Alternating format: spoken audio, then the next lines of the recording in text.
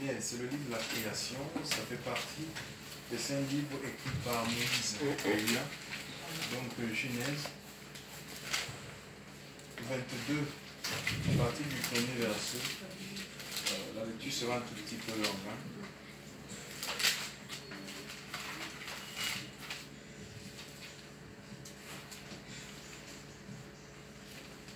Donc au verset 14, Genèse 22, le premier verset au verset 14. Donc si quelqu'un dans la page lui fait lecture. Après ces choses, Dieu dit à Abraham. Il faut lire à haute voix, oui. Il faut lire à haute voix parce qu'on enregistre. D'accord. Après ces choses, Dieu mit Abraham à l'épreuve et lui dit, Abraham, et il répondit, me voici. Dieu dit, prends ton fils, ton unique, celui que tu aimes, Isaac, 20 ans au pays de Moria, et là, offre-le en holocauste sur l'une des montagnes que je te dirai. Abraham se leva de bon matin, selon son âme, et prit avec lui 2 serviteurs et son fils Isaac.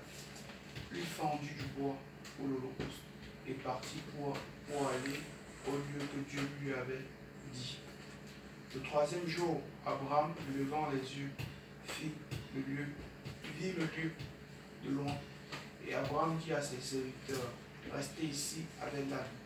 Moi et le jeune homme, nous irons jusqu'à là pour adorer, et nous reviendrons après auprès de vous. Abraham prit le bois pour l'holocauste, le chargea sur son fils Isaac, et porta dans sa main le feu et le couteau. Ils marchèrent tous deux ensemble. Alors Isaac parla à Abraham, son père, dit, mon père, et il répondit, me voici mon fils. Isaac reprit, voici le feu et le bois, mais où est l'agneau pour l'holocauste? Abraham répondit, mon fils, Dieu te pourvoira lui-même de l'agneau pour l'holocauste. Ils marchèrent tous deux ensemble. Lorsqu'il fut arrivé au lieu que Dieu lui avait dit, Abraham leva un autel et rangea le bois et le lia, son fils Isaac, et le mit sur l'autel, par-dessus le bois. Puis Abraham étendit la main et prit le couteau pour égorger son fils. Alors l'ange de l'Éternel l'appela des cieux et dit, Abraham, Abraham. Il répondit, me voici. L'ange dit, n'avance pas ta main sur l'enfant et ne lui fais rien, car je sais maintenant que tu crains Dieu et tu ne m'as pas refusé ton fils, ton unique. Abraham leva les yeux et vit derrière lui un bélier retenu dans un buisson par les cornes, et Abraham alla prendre le bélier. Il offrit un holocauste à la place de son fils. Abraham donna à ce lieu le nom de Jéhovah Jireh. C'est pourquoi l'on dit aujourd'hui à la montagne de l'Éternel, il sera pourvu. Oh oui, gloire à Dieu. Donc nous avons ici un récit de la Bible qui nous parle d'une situation que Abraham, à un moment donné de sa vie, va connaître, va expérimenter. Abraham, c'est le père de la foi. Il est reconnu dans toutes les religions, que ce soit musulmane, juive, chrétienne. Alléluia. C'est quelqu'un qui était en Irak, il était dans l'idolâtrie. Il ne connaissait pas le véritable Dieu. Dieu va se révéler à lui, alléluia, en lui demandant de sortir de cet environnement-là, la maison de son père, sa patrie, et donc des coutumes, d'abandonner toutes ces choses et d'aller vers où Dieu lui montrerait, alléluia. Et sa marche était dépendante de la voix, parce qu'à cette époque-là, la Bible n'avait pas encore été écrite, oui, voilà, donc la Bible, c'est récent, hein, c'est vers l'encens, après que les apôtres soient tous morts. Donc c'est eux qui ont écrit, et après il y a eu les pères des églises qui ont essayé de rassembler tous ces écrits, et même la loi aussi, la loi n'avait pas encore été donnée à Moïse, alléluia. Donc c'est après la sortie, 400 ans, donc après la sortie de l'Égypte, que dans le mont Sinaï, Dieu va donner des lois à Moïse. Donc à cette époque-là, il n'y avait pas une parole écrite. Alléluia. Donc ces gens-là à qui Dieu s'était révélé, le mage était dépendant de la voix de l'Esprit. Alléluia. Et nous voyons que malgré que les moyens soient restreints pour marcher avec Dieu, ils ont pu rentrer dans l'accomplissement des promesses. Aujourd'hui, ça devait être plus facile pour nous. Pourquoi? Parce que l'Esprit de Dieu est non seulement répandu, il y a les dons spirituels. Alléluia. Il y a les dons spirituels et nous avons la parole écrite. Alléluia. Qui est vraiment un instrument irréfutable. Ça veut dire que même si Satan essaie de nous tromper par des visions et des songes, nous avons la parole de Dieu pour nous canaliser, pour nous donner de vérifier tout ce qu'on peut recevoir ici et là. Chers frères et sœurs, donc il n'y a pas de risque pour nous de nous tromper. Mais on voit que malgré tout ça, il y a beaucoup de confusion au milieu du peuple de Dieu. On n'arrive même pas à rentrer dans l'accomplissement des promesses. Quand on jette un regard un peu sur comment les apôtres de la Bible ont vécu leur temps avec Dieu, on est émerveillé de voir l'action du Saint-Esprit. Aujourd'hui, elle est moindre. Donc, je crois qu'il y a des questions que nous devons véritablement nous poser. Ce n'est pas un problème de changer. Nous ne vivrons pas le réveil, l'action de Dieu en changeant des noms. Il y a des gens qui changent les noms de leur assemblée, en fait. Et ils pensent que c'est ce qui va produire l'action du Saint-Esprit. C'est ce qui va amener le peuple de Dieu à rentrer dans l'accomplissement des promesses. Tu vas entendre aujourd'hui, c'est l'église de Montpellier, après c'est le tabernacle, après c'est l'église de la gloire de Dieu. Donc, G12, G25, G27, c'est pas ça en fait, tu vois. Ce n'est pas ça en fait, c'est pas ça qui va faire. On peut avoir le plus beau nom, on peut voir le meilleur bâtiment et ne rien vivre, on ne vivra rien en fait, tu vois. On ne vivra rien, c'est pas le bâtiment qui nous fait vivre l'action du Saint-Esprit. Jean-Baptiste n'en avait pas, c'était un homme puissant, tellement on avait pensé, les hommes de son époque, ses contemporains avaient pensé qu'il était le Christ. Alléluia. Tellement il était puissant. Voilà, je reviens un peu sur Abraham. Ils avaient un problème de stérilité dans leur famille. Abraham avait un problème de stérilité. Nous voyons que sa femme même va l'influencer. À un moment donné, sa femme va l'influencer pour qu'il prenne sa servante. Parce qu'il ne croyait plus qu'il pouvait avoir d'enfant. Donc, il a écouté la voix de sa femme et ça a donné ce que ça a donné. Nous voyons aujourd'hui les problèmes entre ces deux frères qui se battent là-bas en Palestine. Ces deux frères. Oui, Ismaël, Isaac, c'est eux qui se battent là-bas. C'est ça. Donc les gens qui pensent qu'on peut prendre... oui, mais on peut avoir deux femmes et puis on va trois même. Pourquoi pas 700 femmes comme Salomon vous voyez, il y a des gens qui se refèrent à ça, mais ils ne voient pas les conséquences en fait. En fait, je sais pas, c'est comme s'ils lisaient la Bible à l'envers. En fait, ça les arrange en fait, tu vois. Mais ils oublient qu'il y a des conséquences. C'est terrible, hein? Même dans les familles. Si Dieu donne les lois, il sait pourquoi. Il n'est pas obligé de tout nous expliquer. Mais si on les déroge, et sachant qu'il y aura des répercussions, je ne sais pas ça.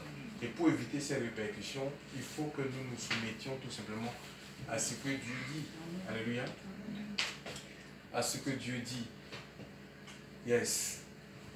Donc, Abraham va se reprendre et donc la promesse de Dieu va s'accomplir parce que Dieu n'est pas un homme pour mentir. D'accord? Il aura un fils, le fils de la promesse. Donc, il est question de ce fils ici. Il est dit qu'après ces choses, Dieu va éprouver. Il va éprouver la foi.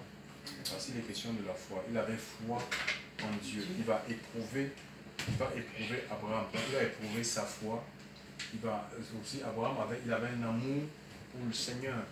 Quand on aime, celui qui m'aime garde mes commandements. Donc ça veut dire que son amour pour Dieu sera mis à l'épreuve. Donc éprouver dans le contexte. Ici, il n'est pas question de sentir. Hein, parce qu'on dit, j'éprouve une douleur, une sensation. Non, ça n'a rien à voir ici dans le contexte. Éprouver, c'est tester en fait. C'est tester, c'est analyser quelque chose pour vérifier la valeur et la qualité en fait. C'est comme de l'or. Si vous allez sur un marchand d'or, ou si vous avez de l'or à proposer, je sais certains bijoutiers, ils vont utiliser le feu pour voir si ce que vous êtes en train de leur apporter, cette chaînette, cette bague, n'est pas de la pacotille en fait. Tu vois? C'est pas parce que ça brille que c'est de l'or. Donc ils vont utiliser le feu et le feu va révéler effectivement la valeur ou la nature de l'objet. Alléluia. Et le feu fait briller l'or en fait. Donc c'est comme ça en fait. Donc ici, oui, Dieu va éprouver cet homme. Nous ne sommes pas différents d'Abraham parce que nous avons répondu à l'appel de Dieu. Alléluia. Et notre foi aussi, notre foi en Yeshua, en Christ, Jésus, sera mise à la balance à un moment donné de notre vie. Alléluia. Donc Dieu va aussi nous tester. Ça ne sera pas forcément le Fils. Ici c'est le Fils, mais ça sera d'autres choses. Alléluia. Le Seigneur va, parce qu'il connaît chacun de nous. Peut-être Abraham, à cette époque-là, il avait un peu mis Dieu de côté. Parce que vous savez, quand on demande certaines choses au Seigneur, tellement on est à fond en fait. Hein. On travaille, on se donne dans le jeûne, dans la prière, on attend Dieu, les méditations, il y en a qui vont aux conférences parce qu'on veut voir Dieu agir, on veut voir l'œuvre de Dieu s'accomplir dans notre... On est à fond. Maintenant, quand nous recevons la bénédiction, au lieu de se maintenir dans le même élan, de continuer à avoir le même zèle, et on voit que les années, plus les années passent, la foi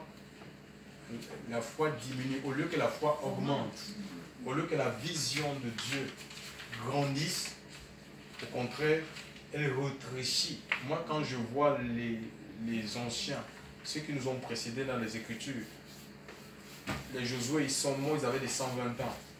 Les Caleb, il est rentré dans le pays de la promesse, je ne sais pas, à 90 ans, mais l'Écriture nous dit que leur vision, leur force n'avait pas diminué en fait, ni la vision qu'ils avaient, mais un homme de 120 ans, 80 ans, physiquement, il est fatigué, il est affaibli. Il est question de la vision spirituelle. C'est pourquoi l'apôtre Paul dit que même si notre corps extérieur, ça c'est un conseil, ça va vieillir, alléluia, ça va vieillir, ça va se fatiguer, mais l'Esprit de Dieu ne vieillit pas en fait. Donc, et l'Esprit de Dieu, la force de Dieu ne peut pas diminuer en fait. Et c'est l'Esprit de Dieu parce que nous portons dans des vases de terre un trésor qu'on ne peut pas, estimer, chers frères et sœurs. Donc, c'est la présence du Seigneur. Et si on est porté par la présence de Dieu, la vieillesse ne peut pas être un handicap pour servir le Seigneur, pour adorer Dieu, parce que ça n'a rien à voir en fait. Hein, pour prêcher l'évangile, ça n'a rien à voir avec notre âge. Alléluia. Le Saint-Esprit reste jeune. Alléluia. Voilà. Yes.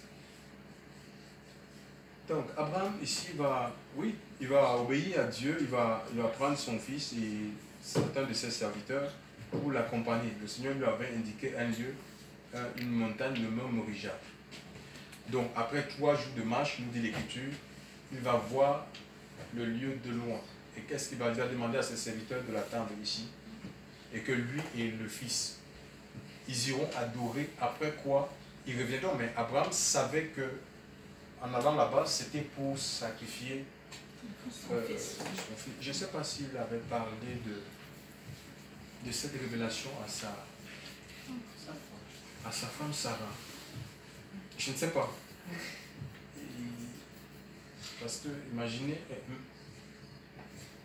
un peu, tu vas dire à ta femme, voilà, le Seigneur est en train de nous dire le fruit l'enfant en sacrifice. Je ne connais pas la réaction de la femme. Elle peut dire, mais tu rigoles, est-ce que tu es certain que c'est Dieu qui t'a parlé? Tout passe sauf le mien, celui que j'ai eu dans ma vie. Non, c'est parce qu'il y a des décisions, je ne sais pas, il y a des décisions que nous serons seuls, nous serons menés seuls. Attends. Oui. C'est comme Abraham a été influencé par sa femme pour aller avec il a écouté sa femme, il n'est pas écouté sa femme parce que c'est pas ce que Dieu lui avait dit dans sa relation. Et le Seigneur dit que tu auras de Sarah, tu auras une progéniture. Donc tu vois, mais lui il s'est laissé, bon peut-être pour pour ne pas tomber dans le même piège. Moi je dis, hein, mais la Bible ne le dit pas. Sûrement il n'a rien dit à sa femme, parce que on peut t'influencer en fait. Hein. Les gens, ton entourage. Donc tu peux partager quelque chose que Dieu t'a montré, qui est effectivement vrai, et les gens, parce qu'ils n'ont pas le même niveau de foi que toi, la même perception, ils peuvent te dire non, mais est-ce que c'est réellement? Laisse ça tomber, tu vois. Je ne sais pas ce qui s'est passé, mais toujours tu dis qu'Abraham est allé, et à ses serviteurs même, il ne leur dit pas ce qu'il va faire. Hein, il dit, attendez-nous ici, nous, on peut penser que c'est un mensonge. Moi et mon fils, nous irons adorer, après quoi nous reviendrons. Le Seigneur lui demandait son unique, c'était le fils de la promesse. Il avait deux, mais celui-ci c'était le fils de la promesse. Il réclamait un sacrifice, mais c'était pour l'éprouver, on lit bien. C'était pour tester si réellement, si Dieu passe avant son fils, si la parole de Dieu passe avant la bénédiction. Parce qu'il y a des gens qui ont mis la bénédiction avant Dieu, chers frères et sœurs. Tu vois? Donc, et c'est ça qui fait ombrage en fait. C'est ça qui fait ombrage à notre marche avec Dieu. Nous voulons les béliers du sacrifice. Nous voulons que Dieu, bélier du sacrifice ici, ça peut symboliser, c'est une visitation, alléluia. C'est la visitation de Dieu. Nous voulons l'intervention de Dieu et dans différents domaines. On a plusieurs domaines où nous voulons voir Dieu agir dans notre vie. Certains c'est dans le domaine du mariage, certains c'est dans le domaine du travail, certains c'est les finances, certains ce sont les affaires, certains ce sont les papiers. Mais qu'est-ce que Dieu nous demande et nous sommes en train de lui refuser? Il y a quelque chose que Dieu est en train de demander à quelqu'un ici et cette personne résiste. Chers frères et sœurs, vous savez, les promesses de Dieu ne s'accompliront dans nos vies que si nous nous donnons totalement à Dieu. C'est-à-dire on doit donner totalement notre vie, notre cœur. On a chanté tout à l'heure que on a parlé de la seigneurie de Christ. Alléluia. Hein, que Jésus il est Seigneur. Il est sorti du tombeau. Il ne faudrait pas que ça soit que des mots. Le Seigneur c'est le maître. C'est celui qui a le droit de propriété en fait. Dans notre vie, il a le droit de vie et de mort. Un Seigneur, c'est quelqu'un qui a le droit de vie et de mort sur ses sujets. D'accord? Et ici, il y a aussi dans la Bible, dans Marc chapitre 10, verset 17, il y a un homme qui s'est amené. Il va s'agenouiller. Je veux d'abord donner la définition, avant d'aller à ce passage, la définition du mot adorer. Il va dire, c'est dans le verset 4, hein, devant les yeux, loin, et Abraham dit à ce jeune homme, restez ici, vous avec l'âne et moi et l'enfant, nous irons jusque-là et nous adorerons et nous reviendrons vers vous. Et Abraham prit le bois et l'holocauste et le mit sur Isaac son fils et il prit dans sa main le feu et le couteau. Et il alla les deux ensemble. Et Isaac va poser la question, il dit mais il y a le bois et le feu, où est le sacrifice? Il savait qu'ils allaient offrir un sacrifice. Il va dire bon voilà, le Seigneur lui-même va pouvoir, heureusement, Dieu a pourvu. Donc, adorer ici, on ne voit pas ici Abraham avec un tam-tam, avec une guitare, et des choristes, des majorettes, tu vois. Parce qu'on a cru que ce n'est pas ça l'adoration en fait. Hein. Il n'y a pas un groupe musical avec lui-même, il n'a pas, je ne sais pas, une cornemuse. En train de dire que voilà, nous allons adorer le Seigneur, nous allons chanter. Non, mais alors, le mot adorer, dans le mot c'est shegid. Shegid, et le grec c'est proskuneo. Proskuneo. Proskuneo, ça veut dire c'est baiser la main de quelqu'un en signe de révérence. Hein? Même chez les Bamileke. D'abord, il faut même parfois, le roi il crache. Il y a certaines tribus chez les Bamileke. Le prince, il met tu tends la main, le prince il crache sur ta main et la personne mange les... Oui, voilà, ça c'est les courbés comme ça. Non. Regardez un peu. Écoutez, c'est un signe de soumission, de respect, de révérence. Baiser la main de quelqu'un en signe de révérence. Tomber sur les genoux. Donc dans notre tribus, d'autres nations, d'autres peuples, c'est tomber sur des genoux et toucher le sol avec son front. C'est-à-dire le Seigneur, même en Égypte, ils étaient quand le pharaon passait, l'Égypte et Pharaon est Égypte, tu vois. Donc les gens, ils se prosternaient comme ça. Donc, toucher le sol avec le front en expression de profonde révérence. C'est marquer l'obéissance, le respect. C'est un hommage qui est montré à un homme, à un être de rang supérieur, comme un président de la République. Hein, on ne peut pas se tenir devant lui, parler n'importe comment. Hein. À un être de rang supérieur, ça peut être que Dieu crée, ça peut aussi être des démons. Il y a des gens qui se prosternent devant les démons. Il y a des arbres qui sont sacrés et les gens, ils révèrent ces arbres-là. Ils ont du respect pour ces arbres. Il y a même des sanctuaires. Comme ça, les gens ne rentrent pas n'importe comment. Donc, donc ici, c'est ça, en fait, c'est plus que le chant, en fait. Hein, parce que les chants, en fait, les chants, c'est quoi? Le psaume 98, verset 1 dit, c'est chanter à l'Éternel un cantique nouveau, car il a fait des merveilles, oui, il fait des merveilles, des choses merveilleuses. Donc on voit ici, ça veut dire que ce qui produit le chant, c'est la conséquence de ce que Dieu fait dans ta vie. Abraham a adoré Dieu en donnant Yahvé Rapha parce qu'il a vu quoi? Le bélier. Alléluia. Donc c'est comme ça quand Dieu agit dans notre vie. J'ai vu le frère Jordan, c'était à 2h du matin, 2h du matin, il sortait du travail. Nous on dormait et il s'est mis à chanter. Ça nous a fait... parce que le jour-là, il me disait, mon frère, je ne sais pas si je vais être renouvelé, s'ils vont me garder. On ne m'a rien dit. C'était vendredi. Et il est allé travailler. En revenant, j'ai entendu comment il chantait Christ à haute voix. Le chant là, je ne peux pas le reprendre. Je ne sais pas, c'était peut-être une expérience qu'il a reçue, mais j'étais mais à 2h. Mon épouse a dit, mais comment il peut chanter comme ça? Oui, fort comme ça, les gens à 2h du matin. Oui, mais parce que quelque chose s'est passé dans sa vie. Il était content, alléluia, de l'action de Dieu dans sa vie. Chers frères et sœurs, je vous assure, il faut tout lâcher. Vous ne pouvez pas être dans le cinéma avec le Seigneur. Hein. Vous n'allez rien vivre. Vous allez vous priver vous-même du bélier. Alléluia. Vous allez vous priver de la bénédiction du Seigneur. C'est entier. Alléluia. Il faut qu'on soit entier pour Dieu. Entier pour Dieu. Donc, c'est une soumission. Ce n'est pas seulement des mots. Vous voyez, il y a cet homme-là, dans Marc 10. Est-ce qu'on peut lire ça? Marc 10, verset 17.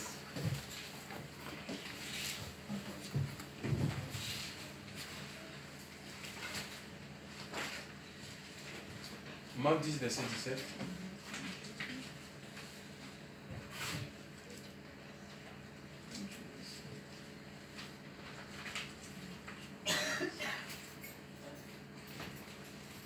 Quelqu'un peut lire Marc 10, verset 17, s'il vous plaît, à partir du verset 17. Comme Jésus se mettait en chemin, un homme accourut et, se jetant à genoux devant lui. Oui, voilà quelqu'un, Jésus était en train, il allait de lieu en lieu, nous dit l'Écriture, faisant le bien, guérissant la souffrance. Là, il est en mission. Il prêche l'évangile. Il révèle le Père à travers la parole prêchée, mais aussi les œuvres, en fait, les œuvres qu'il accomplit. Et il y a un homme qui l'a aperçu et l'Écriture dit qu'il s'est jeté contre terre. Donc, il reconnaît là, par cet acte-là, il reconnaît que Jésus est le Seigneur. Il est son supérieur. Alléluia. Oui, alors, qu'est-ce qu'il va dire cet homme? Bon maître, lui demanda-t-il, que dois-je faire pour hériter la vie éternelle? Jésus lui dit, pourquoi m'appelles-tu bon? Il n'y a pas de bon que Dieu seul. Tu connais les commandements, tu ne commettras point d'adultère, tu ne tueras point, tu ne déroberas point, tu ne diras point de faux témoignages, tu ne feras tort à personne, honore ton père et ta mère. Il lui répondit, Maître, j'ai observé toutes ces choses dès ma jeunesse. Oui, pourquoi il a observé toutes ces choses dès sa jeunesse? Pourquoi? Parce qu'en fait, c'était un juif, d'accord? Et la mission qui était confiée aux parents, le rôle des parents, c'était d'instruire les enfants à l'entrée de la vie, à l'entrée de l'âge. Hein, le Proverbe 22, verset 6. pour que devenu grand, qu'il ne s'en détourne pas. Donc il était instruit selon la loi de Moïse. Et ses parents lui ont inculqué cette éducation, les enseignements, les commandements de Dieu. Et c'est quoi il le dit? Il dit à Jésus, voilà, mais dès mon enfant, j'ai baigné dans cet enseignement à lui. Donc il obéissait à Dieu. Donc là, il essaie de se justifier, il dit, mais j'ai fait ces choses. Et on continue la lecture, bien sûr. Jésus, l'ayant regardé, l'aima et lui dit, il te manque une chose. Yes. Va, vends tout ce que tu as, donne-le aux pauvres, et tu auras un trésor dans le ciel. Puis vint et suis-moi. Mais affligé de cette parole, cet homme s'en alla tout triste. Voilà, regardez un peu ici. Il s'est agenouillé, il s'est prosterné. Hein? Bon, mais qu'est-ce qu'il faut faire pour hériter le royaume des cieux? Tu vois, ça c'était il adore Dieu, mais de manière physique en fait. Physiquement, il montre sa soumission. Mais je suis, oui, voilà, je te reconnais. Maintenant, le Seigneur dit, ben, maintenant, dans l'obéissance, c'est là où le Seigneur nous attend. Alléluia. Il y a des gens qui s'enroulent par terre. Hein. Ils s'enroulent par terre. Tu dis que, mais, quand tu regardes autour de là, cette personne tellement, Dieu, machin, tout ça, ça s'envole, ça tourne les drapeaux à gauche à droite. Tu vas dire yes. Mais c'est plus que cela, c'est pas ça. C'est pas mauvais. Ça, c'est une manière d'exprimer l'amour que nous avons pour le Seigneur. Alléluia. Oui, mais c'est plus que cela. C'est sur le terrain de l'obéissance. Alléluia. Le Seigneur a regardé, il dit qu'il a aimé cet homme. Il dit, il te manque quelque chose. Alléluia. Oui, tu fais ça. Oui, tu soutiens. Tu disposes ceci pour l'œuvre de Dieu. Tu donnes ta voiture pour les missions. Tu ouvres ta maison pour que les gens, pour accueillir. Tu fais à manger aux gens. Le Seigneur dit qu'il te manque quelque chose. Alléluia. Il te manque quelque chose. Il nous fait cette chose-là, c'est quoi? Tu connais la chose. Chacun se connaît. Alléluia. Chacun se connaît. Alléluia. Le Seigneur dit qu'il te manque quelque chose. Il a dit à cet homme. Cet homme avait un problème, il était lié par l'argent. Il dit quoi? Moi je vais donner mon argent aux pauvres là. Ah non. En fait, donc voilà, donc ça il y avait une zone de résistance. Il avait un domaine dans sa vie où il résistait à Dieu. Et c'est comme ça en fait, si dans notre vie, il y a des zones de résistance, ça va empêcher à l'Esprit de Dieu de reproduire la vie de Christ en nous. Parce qu'on ne peut pas vivre la vie de Christ par nos propres forces, par nos propres moyens.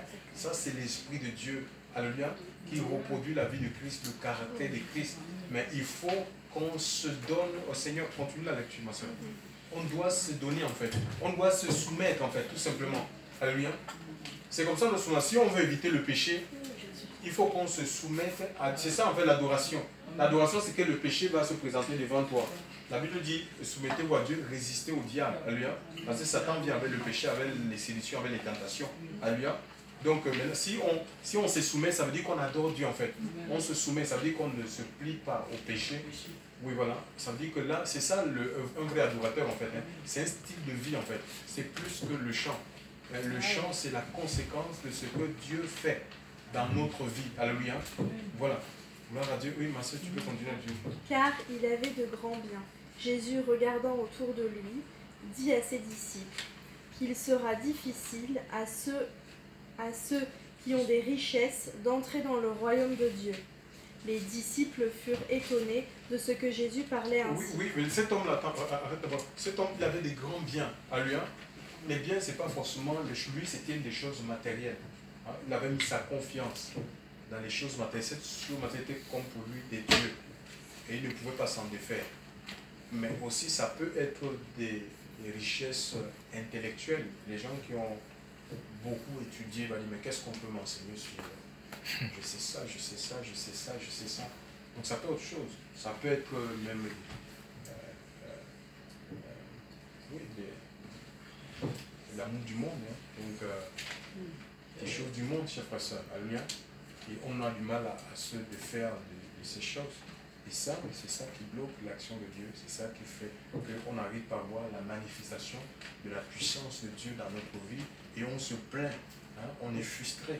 Le Seigneur n'a pas des projets de frustration pour ses enfants, hein, il a des projets de paix, des projets de meilleur. D'après Jérémie 29, verset 11, car je connais les projets que j'ai formés sur vous, dit Dieu, projets de paix et non de malheur, afin de vous donner un avenir et de l'espérance. Donc les enfants de Dieu, Christ en nous, c'est l'espérance de la gloire. Alléluia.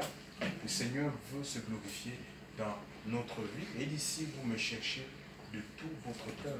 Moi, je veux me laisser trouver de tout votre cœur. C'est notre cœur qu'on doit donner à Dieu.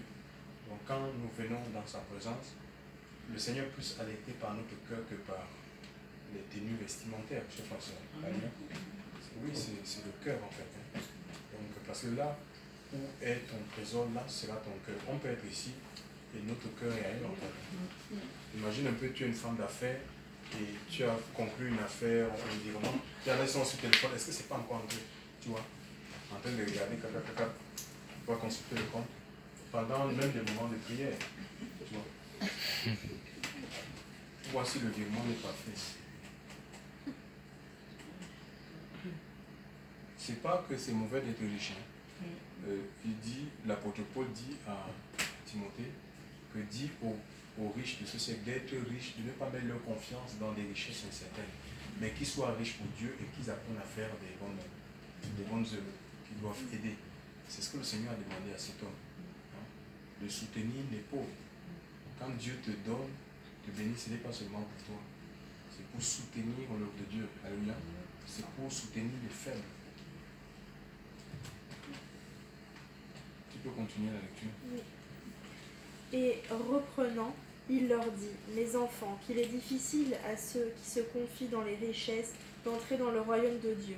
Il est plus facile à un chameau de passer dans le trou d'une aiguille qu'à un riche d'entrer dans le royaume de Dieu. Donc c'est des gens qui se confient, ce n'est pas forcément des riches.